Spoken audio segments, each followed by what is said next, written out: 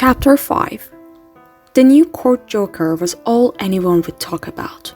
Even the dancing went forgotten as the guests realized that the paper notes covering the floor contained more than just hearts. Some had black diamonds, red spades, white clubs. Some, the shadow profile of a raven. Others, a crown, a scepter, a three-pointed joker's cap. Some guests made a game of collecting as many of the different designs as they could, hunting for shapes they might have missed. The Giggle Mug King was jollier than Kath had ever seen him. Even halfway across the ballroom, she could hear his pitched voice demanding that his guests confirm that, yes, indeed, it was the most astounding entertainment they'd ever known. Catherine's stomach rolled, vibrating through the boning of her corset. She'd been so enchanted with the Joker's performance, she'd forgotten all about her gown's constrictions and her deepening hunger. She tried to be inconspicuous as she squirmed inside the dress, adjusting herself in the tight bodice, and sneaked toward the feasting table. She spotted Marianne laying out a plate of truffles, standing out from the other maids with her beanstalk hat and the straw-colored hair that had slipped from the edges of her bonnet. Perking when she spotted Catherine, Marianne lowered her head and tugged at one corner of the tablecloth as if to straighten it. "What did you think of the performance?" she whispered. Kath's fingers fluttered yearningly over the platters of food. "I thought court jokers only told bawdy jokes and made wisecrackers about the king. It makes me wonder what else he might have up that sleeve, hat of his." Marianne swept a tray off the table and curtsied. "Truffle, milady?" "You know I can't. Just pretend to be considering it so I can stand here a while longer. The royal servants keep trying to coerce us attendants to bring out more food, and if I have to go back down to that kitchen, I'm sure to melt. Besides, there's plenty food out already when taking into account the number of guests here tonight, and the rate at which it's being consumed, and they don't need any more no matter what they say. Right awful waste it'd be." Catherine stippled her fingers. "Are those caramels?" "I think so."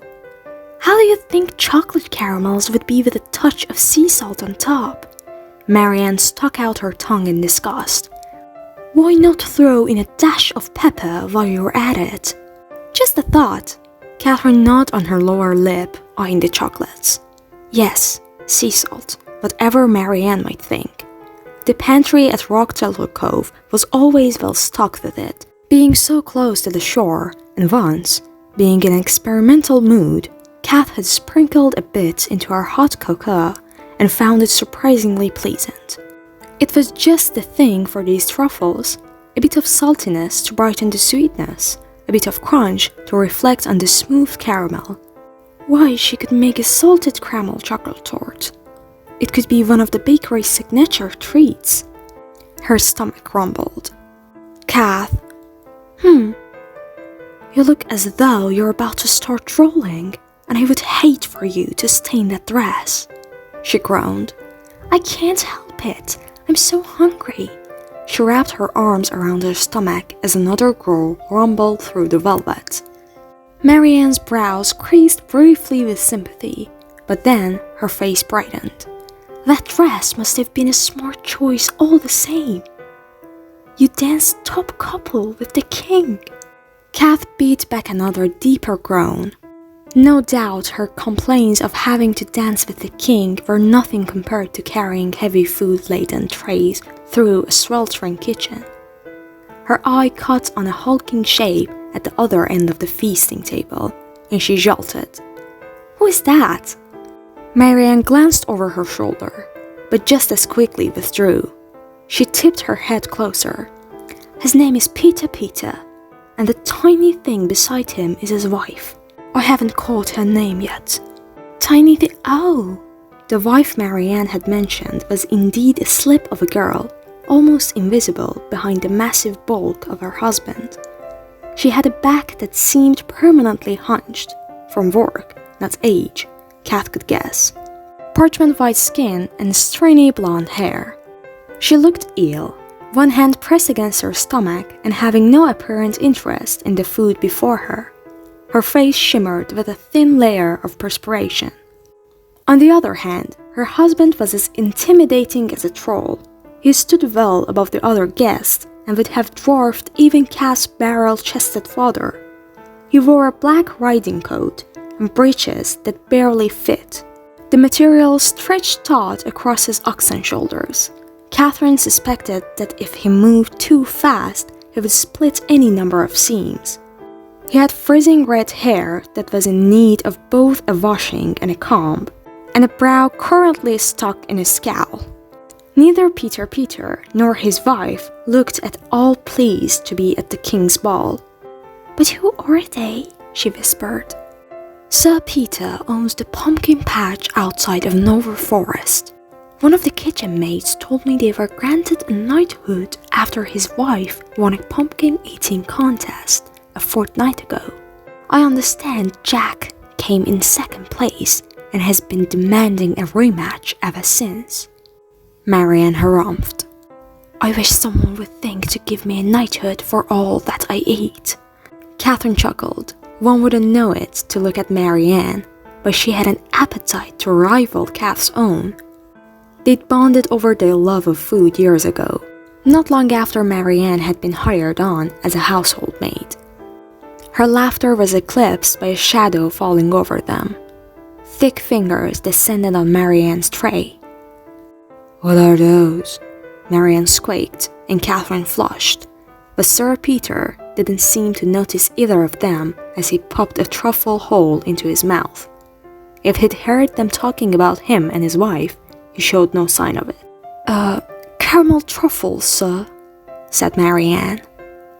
"Unsalted," Kath added, unfortunately. Up close, she could make out the start of whiskers on Sir Peter's chin and dirt beneath his fingernails, as if he'd been too preoccupied with his pumpkin patch to bother cleaning up for his first royal ball. "Sir Peter, isn't it?" she stammered. "I have not yet had the pleasure of making your acquaintance." His eyes narrowed as he sucked the chocolate from his dirty thumb. Catherine winced. Beside her, eyes cast on the ground, Marianne ducked away from the table. Wait." Marianne paused. Sir Peter swallowed, leaving bits of chocolate in his teeth. "I'll be taking more of those. These are all, what's it called? Compliments of the king, right?" Marianne half curtsied again. "Of course, sir. You're welcome to enjoy as much as you like. Is there anything else I can bring you?" "No." He claimed another truffle and hardly seemed to chew before swallowing. Hiding in his shadow, Lady Peter watched the truffle travel down her husband's throat and turned green before casting hesitant eyes up at Marianne. "Might you," she stammered, her voice barely a whisper, "have any pumpkin pasties? We sold some pumpkins to the royal pastry chefs yestermorn and heard tell they would be making them for the ball, but I haven't." "You don't be needing no more pumpkin," her husband barked, spittle flying from his mouth and landing on the tray of truffles. Kath and Marianne both grimaced. "You've had plenty enough already." Lady Peter shied away. Clearing her throat, Catherine edged in between Peter and the truffles. "Marianne, why don't you go see if the knave would like to sample the caramels? He's so fond of sweets." She felt Marianne's sigh of relief before she retreated with the tray. Catherine curtsied. "I am Catherine Pinkerton, daughter of the Marquess of Rock Turtle Cove. I'm told you were recently granted a knighthood." His eyes darkened beneath his pricky red brows. "Suppose we were." "And this must be your wife. It's a pleasure to meet you, Lady Peter." The woman's shoulders hunched against her ears. Rather than curtsy or smile, she shrank away from the introduction and took to scanning the contents of the feasting table again. Though Kath thought she saw her gag at the sight of all the food. Catherine clung helplessly to her manners. "Are you well, Lady Peter? I'm afraid you're looking a little pale, and it is so warm in here. Would you like to accompany me for a turn around the balcony?" "She's well enough," Peter snapped. Catherine took half a step back, startled at his vehemence. "Just been eating some bad pumpkin of late, like she don't know better." "I see," Catherine said, though she didn't. "Congratulations on your win at the pumpkin eating contest, Lady Peter. You must have eaten quite a lot. I've been longing to make a pumpkin pie lately myself." Peter spent a moment picking at his teeth with his nail, and Catherine backed away again, having the peculiar sensation that he was trying to figure out the best way to cook and eat her. "She is some raw." He sounded proud of this fact. "You ever eaten raw pumpkin, Lady Pinkerton?" "I can't say that I have." She had made a few pumpkin pies and one pumpkin mousse in the past. The stringy pulp and slimy seeds that she'd had to scrape out before cooking the flesh had been less than appetizing. Glancing around Sir Peter, she asked his wife, "I can see how one might be feeling poorly after such a meal. It's a shame you aren't feeling well enough to partake in the king's table." Lady Peter's gaze flickered up and she whimpered before letting her head hang again. She looked moments away from being sick all over the astounding feast. "Are you sure you don't want to sit down?" Catherine asked. Lady Peter responded meekly. "Are you sure there aren't any pumpkin pasty lying about? I think I might feel a bit better if only—" "See? No bother talking to her," said Peter. "Dumb as a jack-o'-lantern she is." His wife tightened her arms around her waist. Catherine's anger burbled. For a moment, she imagined him choking on one of those chocolate caramels and how she and his wife would stand over him laughing. But her fantasy was interrupted by the 9 and 10 of diamonds squeezing sideways in between them. "Do pardon me," the 9 said, reaching for a honey-drizzled fig. Kath gladly took a step back. "These shindies always like this?" Peter asked, snarling at the courtier's back. The 10 turned to him with a jovial smile and held up a glass of wine as if in salute. "Not at all," he said. "We used to keep standards." Kath blanched.